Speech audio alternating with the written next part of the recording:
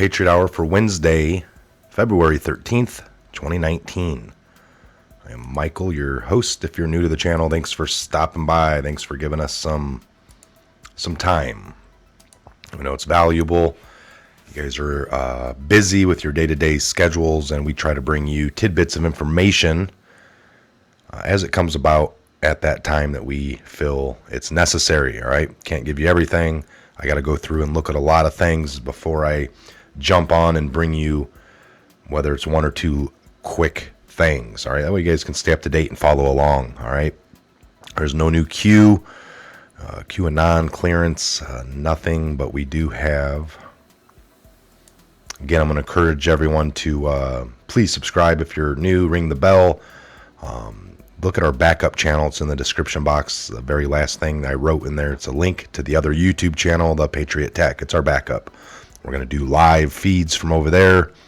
And we don't do, as of right now, we don't have the capability to go live from this channel again. All right, so let's jump into this article here, folks. Spygate. So we got the Spygate GOP Intel Committee members seeking subpoenas in the FBI bias investigation. Now, yesterday we got Senate Dems finally forced to admit there's no evidence of Russia collusion. I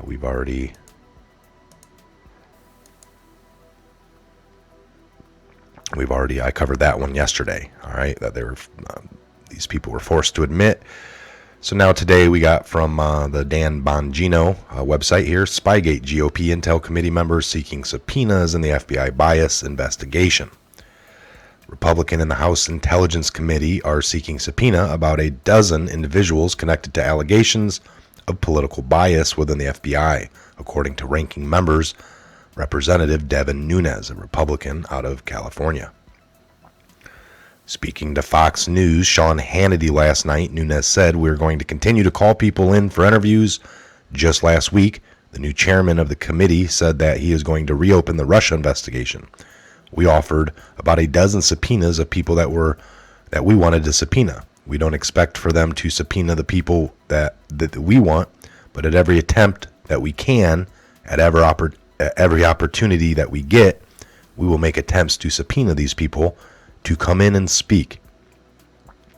The Washington Examiner points out Nunes, the ranking member of the committee, cautioned he has little hope in Chairman Adam Schiff, the Democrat out of California, taking him up on the request made during last week's closed business meeting. He stressed that the plans are moving forward regardless to investigate alleged political bias in the FBI. He said the GOP minority will ask people to come in voluntarily and speak. Let's see here if I can pull this up. Grab that.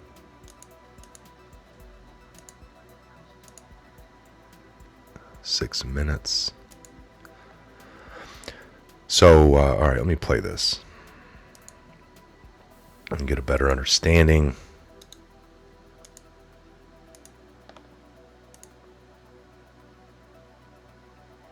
Give me a second here, it's coming up.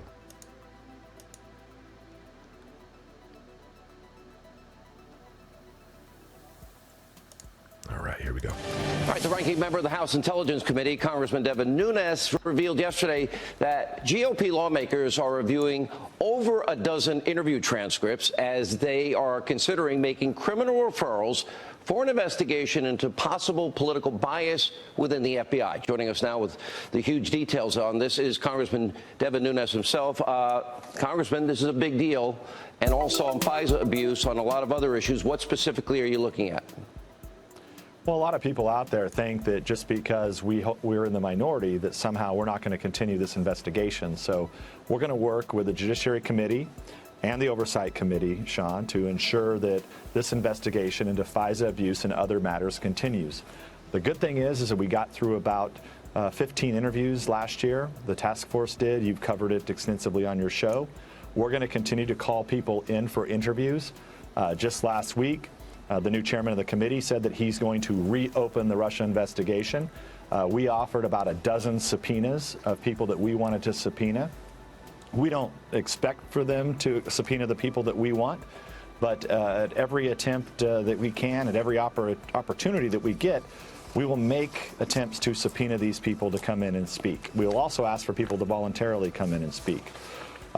Look, we need the new Attorney General to get in there, and then we will be making criminal referrals on many people who lied to Congress and did other bad things. Well, I mean, does that mean we could be expecting pre-dawn raids with amphibious vehicles, frogmen, SWAT teams of 27, all of this to arrest one guy on a process crime? Is that going to happen to Democrats? In other words, aren't there a list of well-known people that served the Obama administration that lied under oath? Well, I'm not asking anyone to be Roger Stoned, which I think is now a verb now. Yeah. But I am expecting people to be held accountable. So if you're going to bust people for lying to Congress, then we need to bust everyone for lying to Congress. And look, we're just the House side. My guess is on the Senate side, there's many people that some of the same people that probably lied over there, so they should also be doing the same. Well, we saw, but thought a very big announcement by Richard Burr. We don't have anything that would suggest there was any collusion by the Trump campaign and the Russians. So after all this time, all this money, and all this, I guess, speculation and hyperventilating reporting, nothing is there. You've seen everything. Have you seen any evidence whatsoever? Well, and Sean, it's not just that. I mean, there hasn't been collusion. As you know, the Trump campaign was so small, it would have been almost impossible for them to collude anyway, even if they wanted to collude. But what is frustrating, I think, and we brought this up last week, when Adam Schiff reopened his investigation into the Trump campaign, we said, great, are you going to open up the investigation into the Hillary Clinton campaign? Because there we already know that the Hillary Clinton campaign and the Democratic Party were colluding with Russians. They were getting information from Russians, dirt on Trump, that they could then spread throughout the media. That's exactly what they were looking at the Trump campaign supposedly for. What about FISA abuse? We now know that Bruce Orr warned everybody at the DOJ and the FBI, and by the way, including Andrew Weissman, Mueller's pit bull, that it was put together by a Trump hater named Christopher Steele, eventually fired for lying and leaking, and Hillary paid for it, and it's unverified and uncorroborated, not corroborated. So the question is, it was used 4 times and signed off. What about all those people that signed off on a document that they never verified? All of them should be held accountable. So we're attempting to hold them accountable in Congress. Well, probably the right thing that should happen would be the judges to hold them accountable. But in the meantime, the new Attorney General, when he gets in there, he should immediately call for some type of review of all of this. And we're going to present him the information that we have. And I think at that point, hopefully something will happen. With criminal referrals. It goes back to, either criminal referrals or, if the judges hold them accountable, they can lose their law license.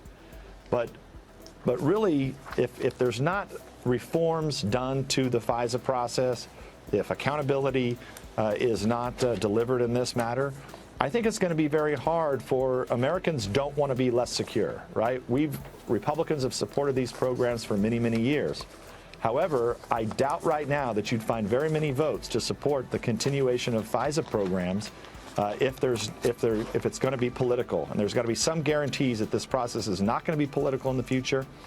And that John Solomon reported that then FBI Director Mueller had to go before the FISA court and answer for 75 particular cases where exculpatory information was withheld to obtain the FISA. Remember, Deputy FBI Director McCabe said, no dossier, no FISA. But they used the unverified dossier, signed off on it as if it was gospel. They never verified it. And don't forget what we've been saying publicly now for many, many months. It's not just that they used the dossier. It's not just that the dossier made up most of the FISA. It's also everything else that they did. So it's how they lied. All right. So